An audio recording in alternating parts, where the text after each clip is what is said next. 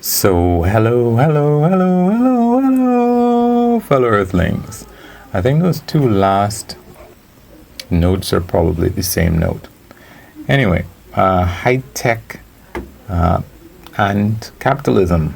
I think they are a great pair of factors that will hasten the crest of humanity's civilization.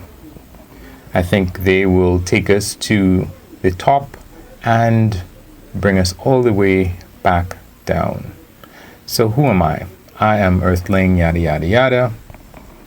I am one of apparently 8 different kids that my father had, which is a large number of kids, especially for someone who is not like from Utah or a what do they call them, Mennonite?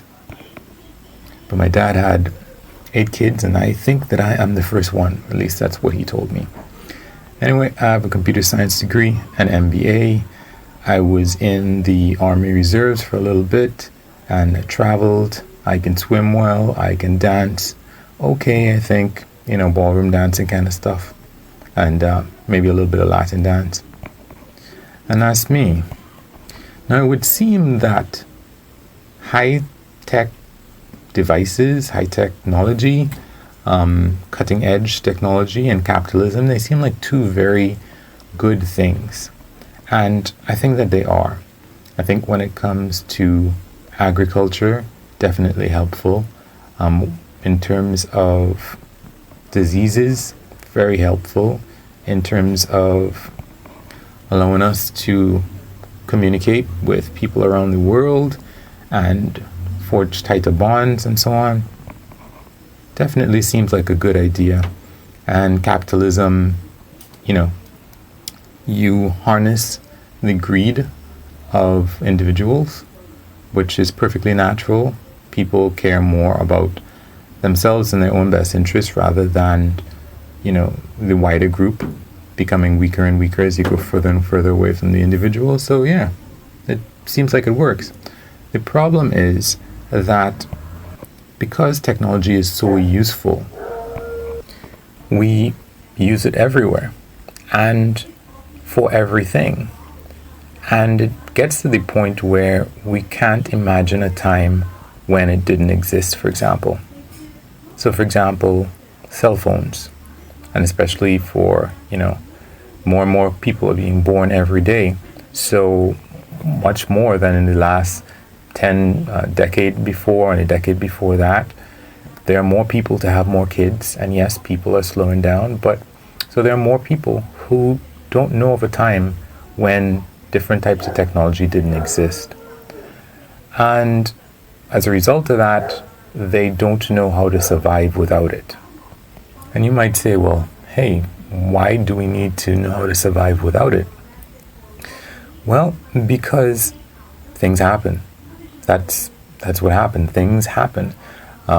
If there was an exceedingly large volcanic eruption anywhere in the world that might darken the skies, as they say in the Matrix, that would probably interfere with a lot of our technology.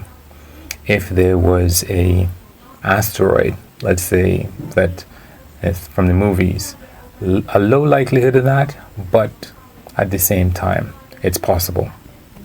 Or solar flares, or terrorist attacks, or any of these things can totally become a challenge to technology. And what is going to happen when we don't have access to that technology and we have to try to survive without it? If we have a specific population in a city or any number of different places and we suddenly don't have access to the infrastructure, the driving infrastructure, as a result of a solar flare that attacks a grid, or a terrorist attack that attacks a grid, or something that interrupts the oil supply, what happens then? I was listening to a video that basically was suggesting that there's a good chance that in the next coming decades, especially for the US, North America, the grid is probably going to be interrupted for some reason.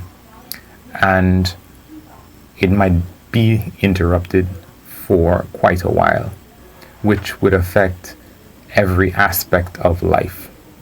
And it is speculated that about 2/3 of the population could potentially die in a year. And definitely a lot of people could find themselves in problems, even if they don't die outright, even if that number isn't accurate completely.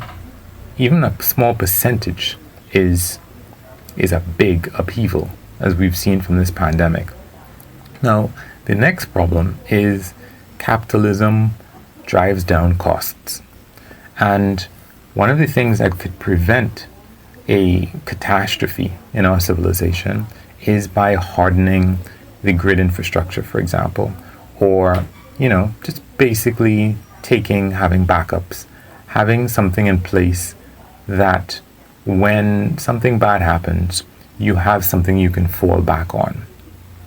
Unfortunately, that is expensive, and we all want things as cheaply as we can get it.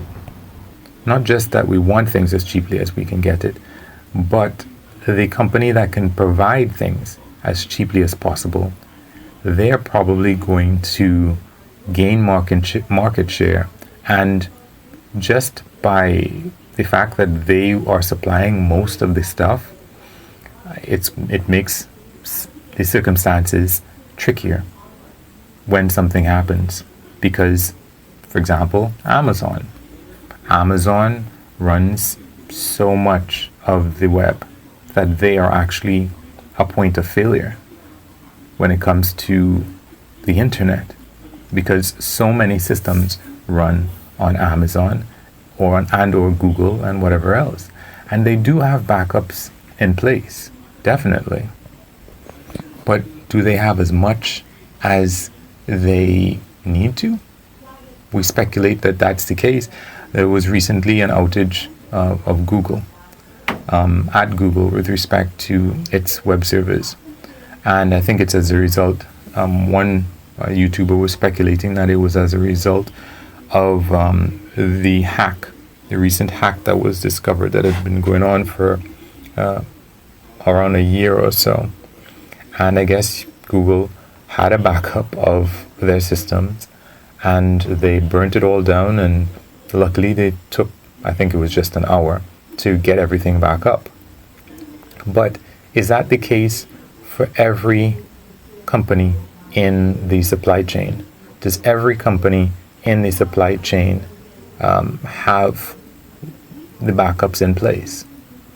Again, with respect to the grid infrastructure, what this guy was saying, and I guess it's a good year for him to be saying it, was that, well, I guess the last year was a good year for him to be saying it, and he was saying it last year, is that humans are not good at listening to warnings. He gave the example of the Titanic, and I think at least one or two other examples, and he gave the example of the grid. He's saying that a government body speculated or had come up with a figure of $2 billion needed to harden the infrastructure against the electrical infrastructure against attacks and or solar activity and so on. And yet, even though it was the Achilles heel of this $25 trillion economy that is the US, and more than that when you put in, Canada and all this stuff, because the grids in the US and Canada are interconnected as far as I know. He was saying that $2 billion could protect a 25, I think I'm quoting 25 trillion as the GDP of the US, a $25 trillion economy. And yet it's not being done. It's not something that's being addressed. And even though that is in government, similar things happen, just like he was saying on the Death Star. The Death Star is this thing that can destroy a planet, and it can destroy a solar system, and yet there's this small little vent on it that could destroy the Death Star itself. And unfortunately, that's the situation that we find ourselves in, except that I think the surface area of that small little heat vent keeps getting bigger and bigger and bigger as more and more companies, not just the government where, people are lax, but people are everywhere. So those same lax people that you might say, oh, well, they're in the government and we know that the government doesn't work right.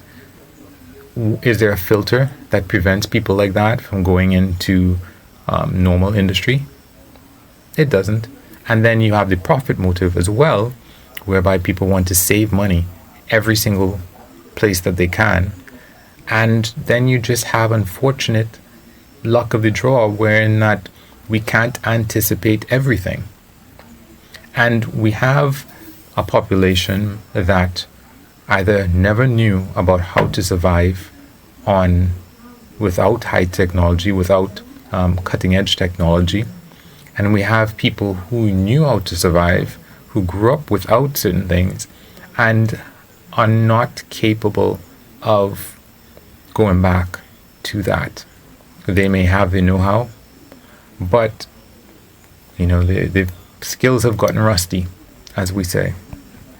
And in a situation like that, it's really like Jenga. I think Jenga is the perfect example of what society is becoming like.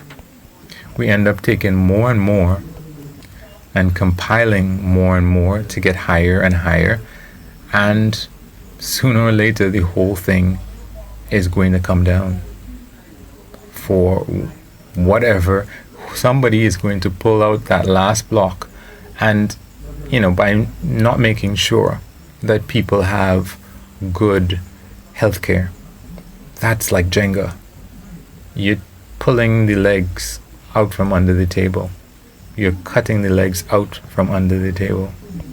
And those two things, whether it's technology or whether it is capitalism, both of them combined, it's a mess, really. And we'll see where it goes, but it can't be that good. Especially as we've already gotten a very good example in the pandemic of what things are going to be like in a more serious situation. Right now, it's just a 1% fatality rate. And people know what they can do, but we're not doing it, are we? Anyway, that's it for me. Feel free to like, subscribe, share, dislike, look at some more videos, not look at any more videos, anything along those lines, in the same way that you'd want if somebody else was doing something like this. Have a good one. Peace.